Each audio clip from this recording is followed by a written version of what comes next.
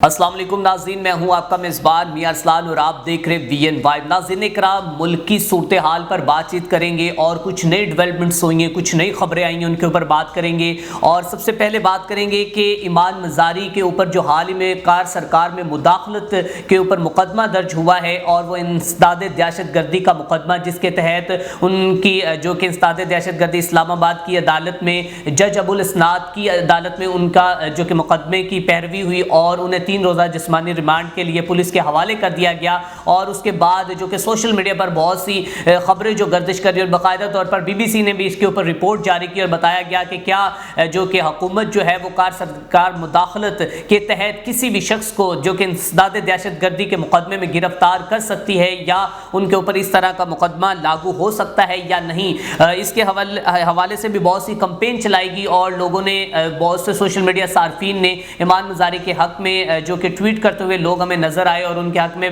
جو کہ بیان بازی کرتے ہوئے نظر آئے۔ وہیں پر پاکستان کے سینئر تجزیہ کار حامد میر نے اپنے آفیشیل ٹویٹر اکاؤنٹ ٹویٹ کیا اور انہوں نے کہا ہے کہ ایمان مزاری خوش قسمت ہیں کہ ان کی پہچان مظلوموں کی حمایت ہے، اور ان سے وہ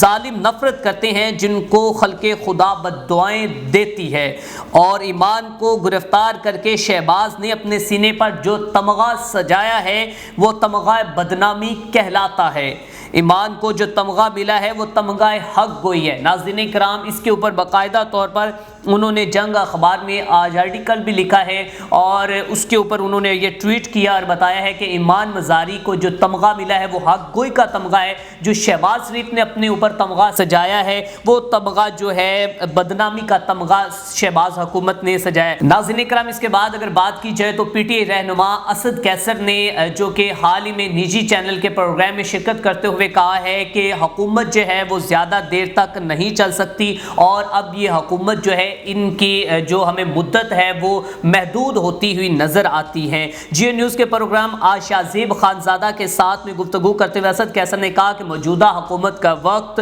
بہت محدود ہے، عوام اور بین الاقوامی سطح پر ان کی پہچان جو ہے، ان کی جو ساکھ ہے وہ زیادہ دیر تک نہیں چل سکتی۔ انہوں نے کہا کہ سپریم کورٹ کے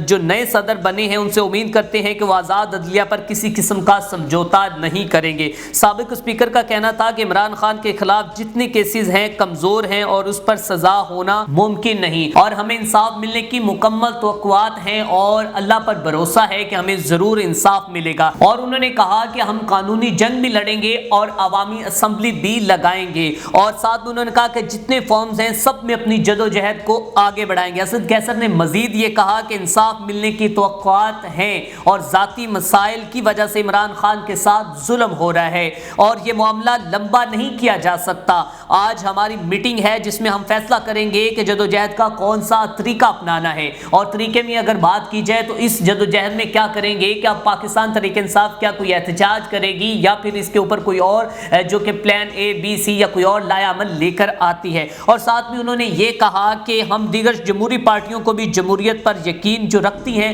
ان کو بھی یقین دلواتے ہیں کہ وہ ہمارے ساتھ کھڑے ہوں اور لا قانونیت کے خلاف وہ آواز اٹھائیں، اور تاکہ ہم اس معاملے سے جلدی نکل سکے، اور اس کے ساتھ ہم بہت ہی جلد مل کر بیٹھک کریں گے اور اس معاملات کو آگے لے کر جائیں گے۔ ناظرین کرام، اس کے بعد جو کہ سابق وزیر خزانہ مفتی اسماعیل صاحب جو کہ عوام پاکستان پارٹی کے جنرل سیکرٹری بھی ہیں، انہوں نے ایک جو کہ سیمینار میں خطاب کرتے ہوئے کہا ہے کہ جسٹس قاضی فائز عیسیٰ اور ثاقب نثار میں کوئی فرق نہیں، دونوں نے آئینی حدود سے تجاوز کیا ہے، اور انہوں نے من گھڑت جو کہ منمانی جو اپنی کی ہے اور فیصلے اس طرح کے کیے ہیں کہ جس سے آئینی جو حدود ہے اس سے تجاوز ہوا ہے۔ مفتی اسماعیل صاحب کیا کہتے ہیں کہ سیمینار جس میں پاکستان کا مستقبل معیشت اور سیاست کے عنوان پر سیمینار کے دوران جیو نیوز کے سوال کے جواب میں انہوں نے یہ کہا کہ وہ سمجھتے ہیں کہ پارلیمنٹ کے پاس یہ اختیار نہیں ہونا چاہیے کہ عدلیہ کی کارکردگی چیک کریں۔ مفتی اسماعیل نے یہ کہا کہ پاکستان کو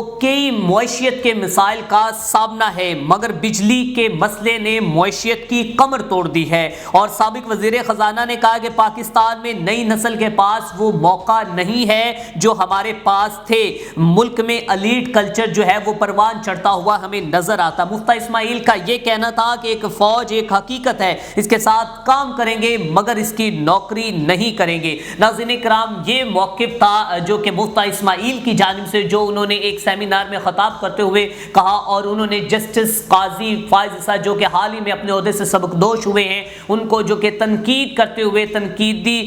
جو کہ گفتگو کے ساتھ کہا کہ انہوں نے اور ثاقب نثار نے جو کہ آئین کو کی حدود کو تجاوز کیا ہے، اور ان کے شاید وہ حال ہی میں ان کے خلاف جو ویڈیو وائرل ہوئی اس کے اوپر انہوں نے موقف دیا، یا پھر اس کے اور ساتھ میں انہوں نے معیشت کی بات کرتے ہوئے کہا کہ پاکستان کی معیشت جو ہے وہ ڈوبتی ہوئی نظر آتی ہے، اور اس کا جو بڑا مسئلہ ہے بجلی کی وجہ سے پاکستان کی جو معیشت ہے وہ ہمیں ڈوبتی ہوئی نظر آتی ہے۔ اور ساتھ ہی ساتھ ناظرین اکرام 27ویں اور 26ویں ترمیم جو ہے وہ پاس ہو چکی ہے، لیکن ابھی بھی نون لیگ اور پیپلز پارٹی کا یہ کہنا ہے کہ 26ویں ترمیم جو ہے وہ ابھی تک اپنے پاؤں پر کھڑی نہیں ہو سکی۔ کیا اس کے لیے کوئی 27ویں ترمیم لانے کی کوئی تیاری کی جا رہی ہے؟ اس کے حوالے سے کیا رپورٹس ہیں وہ آپ کے ساتھ شیئر کرتے ہیں۔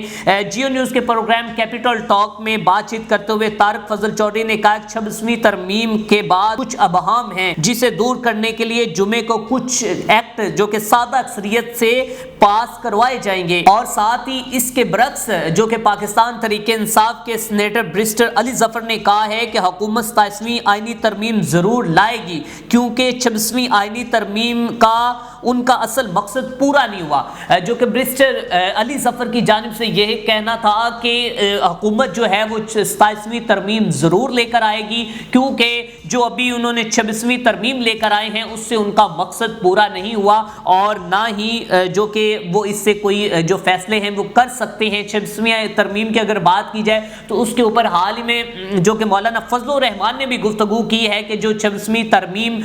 جو پاس ہوئی تھی وہ منظور ہوئی تھی، اس میں یہ تھا کہ تقریباً 6 جو شکیں تھی اور اس میں سے انہوں نے کم کروا کے آئی تھنک وہ 20 پلس 22 تک کروائی تھی، اور مولانا فضل الرحمان کا یہ کہنا ہے، اور ساتھ میں انہوں نے اسٹیبلشمنٹ کے خلاف بھی بیان بازی کرتے ہوئے مولانا فضل الرحمان جو کہ نظر آئے۔ اور اب دیکھتے ہیں کہ کیا حکومت 27ویں ترمیم کے لیے مولانا فضل الرحمان اور MQM کو منانے میں کامیاب ہو سکتی ہے یا نہیں، اور کیا 27ویں ترمیم آنا ضروری ہے یا نہیں، اب اس کے بارے میں حالات اور وقت ہی بتائے گا۔ اسی کے ساتھ ناظرین کرام، اپنے میزبان میاں اسلام کو دیجیے اجازت، دیکھتے رہیں VN Vibes۔